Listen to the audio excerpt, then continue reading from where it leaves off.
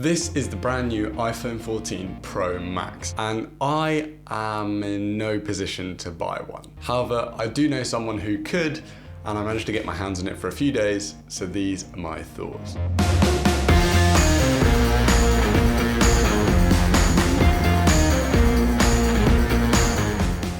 With the release of any new iPhone, the onslaught of YouTube videos focusing on basically every aspect of the phone comes out. So I'm in no doubt that you already are aware of the main features and bits and bobs with this phone. But as a filmmaker and photographer, I want to focus on the cameras, and that is exactly what I tested when I was using the phone. The iPhone 14 Pro and Pro Max really promised some big upgrades in terms of the camera department, so I was really excited to see whether they actually made a difference and whether you could really notice any sort of difference between the previous year's phones. Now, for clarity throughout this video, I am an iPhone 11 user. I haven't used a 12 or a 13. So some of these things I may be more surprised about that maybe came out in kind of the last few years' phones.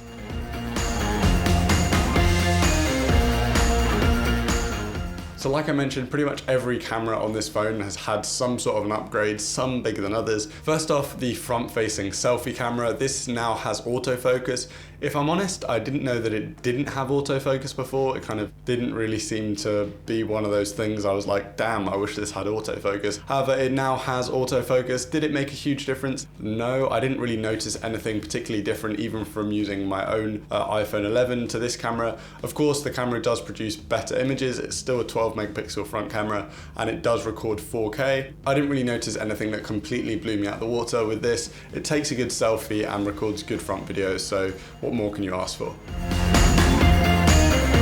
Okay, now onto the rear cameras. And the rear camera lineup of this iPhone 14 Pro Max is definitely the best camera lineup I've ever seen on an iPhone. And for me, this has been one of the biggest upgrades we've seen in recent years. Most notably of which, the new 48 megapixel sensor in the wide camera. This 48 megapixel sensor is a huge jump from the 12 megapixel sensor that we've had in iPhones before. And it's the first time that we've seen Apple make a big leap in megapixels in their main camera. And for me, it makes the biggest impact in terms of camera performance out of your iPhone. If you shoot Pro RAW, you shoot 48 megapixel stills with the wide camera, and they are incredibly detailed and have just so much data. I'll talk more about Pro RAW later in this video, but that 48 megapixel camera really takes beautiful images. If you shoot in regular mode, as in not Pro RAW, you're still actually taking 12 megapixel stills. It's just taking those 48 megapixels and compressing them down. This helps save with file sizes which can be monumentally big with Pro RAW. This wide angle lens is the one that we've come to know and love, and it's one of my favorite lenses to use on this phone, particularly because of that new 48 megapixel sensor.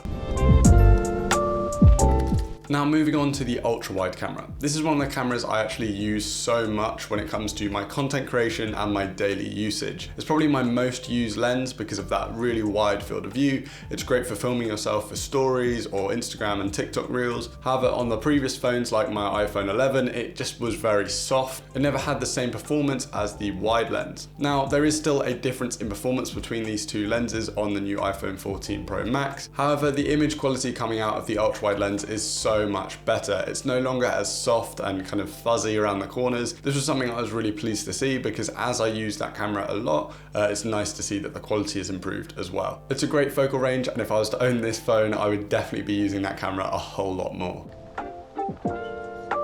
Now moving on to the 3x telephoto lens. This lens was introduced on the iPhone 12, I believe, and it's continued into the iPhone 14. It's a brilliant addition to the iPhone and it creates a lot of versatility for your images. The 3x zoom is a perfect combination with the wide and ultra wide to give you a great focal range for your images. For me, having this telephoto lens adds a great deal of versatility for you when you're out taking your photos or videos. I've also noticed that this telephoto lens can have some natural bokeh and fall off, which we haven't seen on other camera lenses in an iPhone before. It does depend on your composition. You do need your subject and your background to be fairly far apart. However, it's quite nice to see a natural bokeh from this as opposed to the artificial one added in portrait mode and cinematic mode. This was something I really enjoyed, and it's actually my favorite way to use this lens.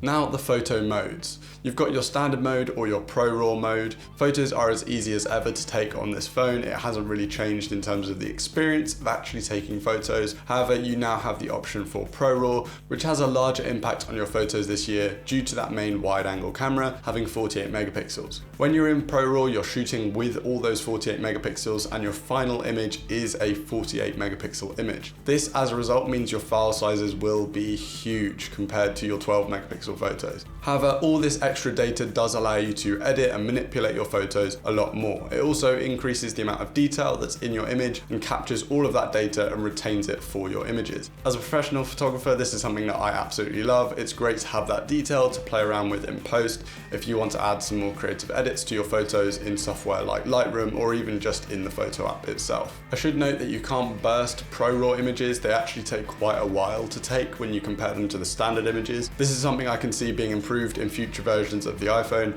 as the processing gets even quicker. A quick note on macro: when you move your phone close enough to an object, it will activate the macro mode. This is to allow you to get really close to subjects and take detailed photos. If you're into your macro photography, it's a great addition to have on the iPhone. I'm not sure how much it would be used, but it's there if you need it.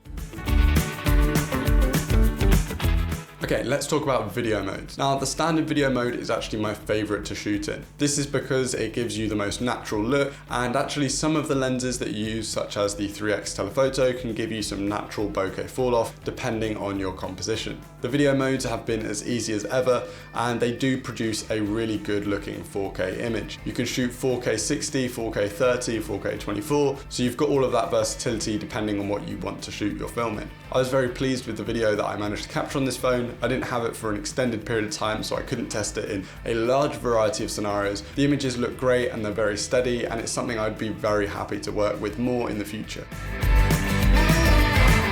Now, moving on to cinematic mode. This is a mode that was added in recently in iPhones, and it's something that has had quite a lot of criticism. And I do think that the criticism is quite fair. It has had some clear improvements over the last few phones. The fall off from the artificial depth of field has been improved, but in my opinion, it's still not good enough for someone like me to actually use properly. For me, it actually looks best on the 3x telephoto lens. With the extra compression, it helps sell the effect of the blurry background. However, for me, it still requires a bit more improvement, but I'm sure that we'll see that over the next few iPhones and software updates. So that's pretty much my thoughts on the iPhone 14 Pro and Pro Max in terms of photos and videos. So it's clear to see that there's been a big improvement in the camera lineup on the brand new iPhone 14. It's something that I really enjoyed using, and I wish I could get my hands on to upgrade from this iPhone 11. But hopefully in the future that'll be the case. It was a really enjoyable experience to be able to create with the iPhone, and these improvements have further cemented the iPhone as a brilliant content tool that we can have right in our pockets. What are your thoughts on the new iPhone 14 Pro Max? Is it the best camera system we've ever seen on an iPhone, and is it better than its competition? Let me know your thoughts down in the comments. I'd love to see what you have to say. Thank you so much for watching. I hope that you enjoyed this video. I hope you found it useful. Thank you so much for watching, and I'll see you in the next one.